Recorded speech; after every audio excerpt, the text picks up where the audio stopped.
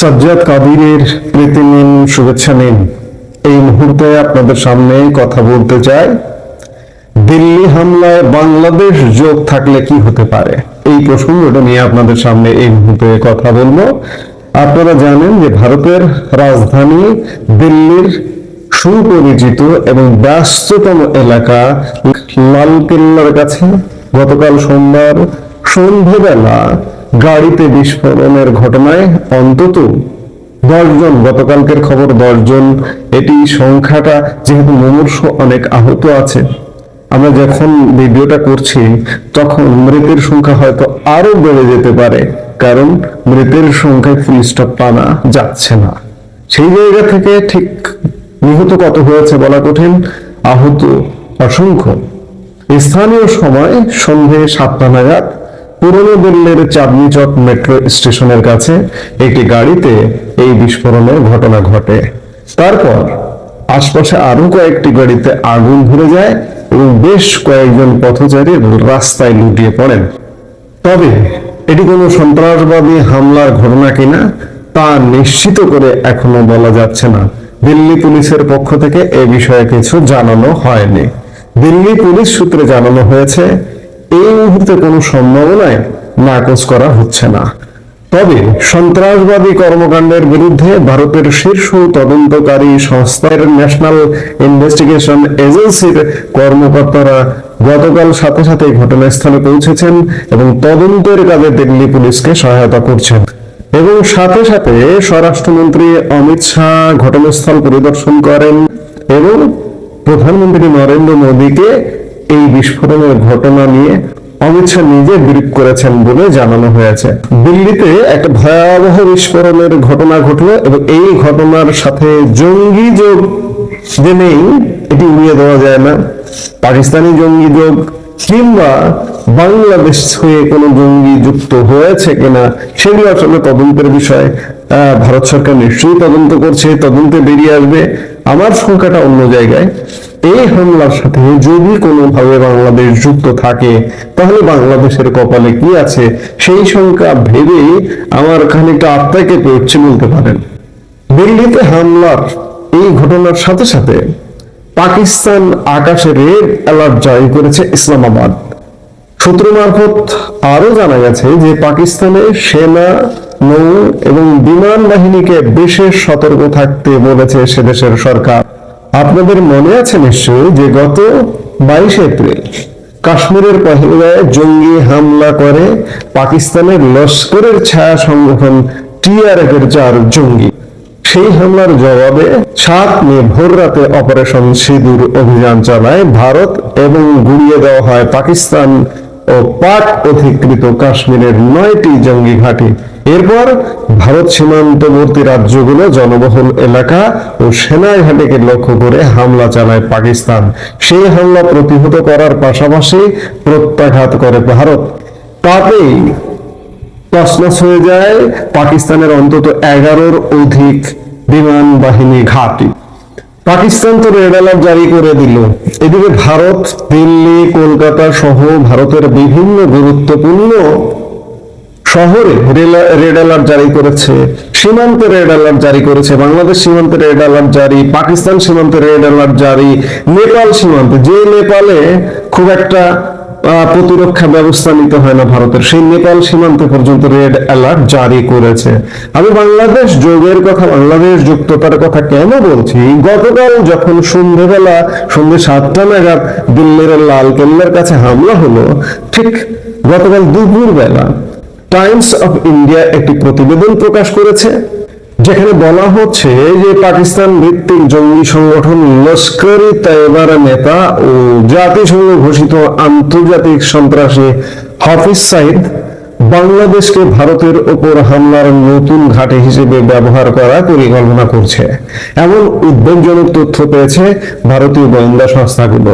একটি প্রতিবেদনে বলা হয়েছে পাকিস্তানের খায়েরপুর তামেওয়ালি শহরে 30 অক্টোবর অনুষ্ঠিত এক সমাবেশে লস্কর নেতা সাইফুল্লাহ সাইদ ঘোষণা দেয় যে হাফিজ সাইদ বসে নেই, সে বাংলাদেশ হয়ে ভারতের উপর আক্রমণের প্রস্তুতি নিচ্ছে।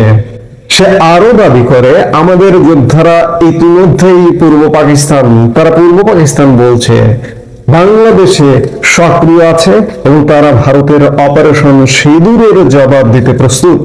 গোয়েন্দা রিপোর্টে বলা হয় সাইদ তার এক ঘনিষ্ঠ সহযোগীকে বাংলাদেশ পাঠিয়েছে স্থানীয় তরুণদের জিহাদের নামে প্ররোচিত করতে এবং তাদের সন্ত্রাসী প্রশিক্ষণ দিতে। সেই বক্তব্যের ভিডিও ফুটেজে দেখা গেছে সাইফুল্লাহ প্রকাশ্যে ভারত বিরোধী উস্কানিমূলক ভাষণ দিচ্ছে। ভয়াবহ বিষয় হলো সমাবেশে অনেক শিশুকে উপস্থিত থাকতে দেখা গেছে, যা থেকে বোঝা যাচ্ছে এসব জঙ্গি সংগঠন ভবিষ্যতে নিয়োগের জন্য অপ্রাপ্ত বয়স্কদের মগজ ধরার চেষ্টা করছে। এই বক্তব্যগুলো আবারও প্রমাণ করছে যে পাকিস্তান রাষ্ট্রীয় কৌশলের অংশ হিসেবে সন্ত্রাসবাদকে ব্যবহার করছে এবং সীমান্ত অতিক্রম করে উগ্রবাদ ছড়িয়ে দিচ্ছে। সাইফুল্লাহ আরো দাবি করে যে পাকিস্তানের সেনাবাহিনী ইতিমধ্যেই ভারতের অপারেশন সিঁদুরের জবাব দিয়েছে এবং এখন আমেরিকা আমাদের পাশে আর বাংলাদেশ আবার পাকিস্তানের ঘনিষ্ঠ হচ্ছে। ভারতীয় গোয়েন্দা সংস্থাগুলো এখন পূর্ব সীমান্তের নজরদারি বাড়িয়েছে, কারণ আশঙ্কা করা হচ্ছে বাংলাদেশ হয়ে জঙ্গিদের অনুপ্রবেশের চেষ্টা হতে পারে। সংশ্লিষ্ট সূত্র জানায় বাংলাদেশ পাকিস্তান ঘনিষ্ঠতা ও নতুন সন্ত্রাসী হুমকি ঘিরে গোয়েন্দারা এখন বিশেষ সতর্ক অবস্থায় আছে। টাইমস অফ ইন্ডিয়ার রিপোর্ট, গতকাল দুপুরের সন্ধ্যায় ভারতে হামলা এবং ভারতীয় গোয়েন্দারা আশঙ্কা করছিল যে বাংলাদেশ হয়ে এই জঙ্গিরা ভারতে ঢুকে যেতে পারে। গতকাল দিল্লির লালকেল্লার কাছাকাছি এই হামলার সাথে কি বাংলাদেশে এই যে জঙ্গিরা, এই জঙ্গিদের যে আলাপ আলোচনা আমরা শুনছি যে বাংলাদেশ হয়ে তারা ঢুকবে, বাংলাদেশ হয়ে হামলা করবে, অপারেশন সিঁদুরের প্রতিশোধ নেবে, এই জঙ্গিরা যদি দিল্লি হামলার সাথে যুক্ত থাকে তাহলে বাংলাদেশের কি হতে পারে? বাংলাদেশের কপালে নির্ঘাত দুঃখ আছে। পাকিস্তান তো তাও প্রত্যাঘাত করতে পারে। এবং খেয়াল করার বিষয় দেখুন যে জঙ্গি হামলা হয়েছে গতকাল সন্ধ্যায়, পাকিস্তানের কিন্তু রেড অ্যালার্ট জারি করা হয়েছে আকাশে। সেনা নৌ বিমান বাহিনীকে সতর্ক থাকতে বলেছেন। পাকিস্তানের কি যোগসূত্র আছে? পাকিস্তানের যোগসূত্র থাকাটা অস্বাভাবিক কিচ্ছু নয়, কারণ পাকিস্তান রাষ্ট্রীয়ভাবে জঙ্গিবাদের চাষবাস করে।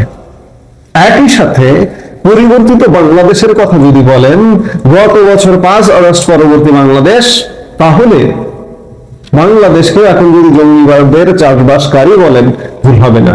জেলখানায় যে জঙ্গিরা বন্দী ছিল তাদেরকে ছেড়ে দেওয়া হয়েছে এবং বাংলাদেশে কোনো জঙ্গি নেই এমনটা বলা হয়েছে রাষ্ট্রীয় দায়িত্বশীল ব্যক্তিবর্গের মুখ থেকে।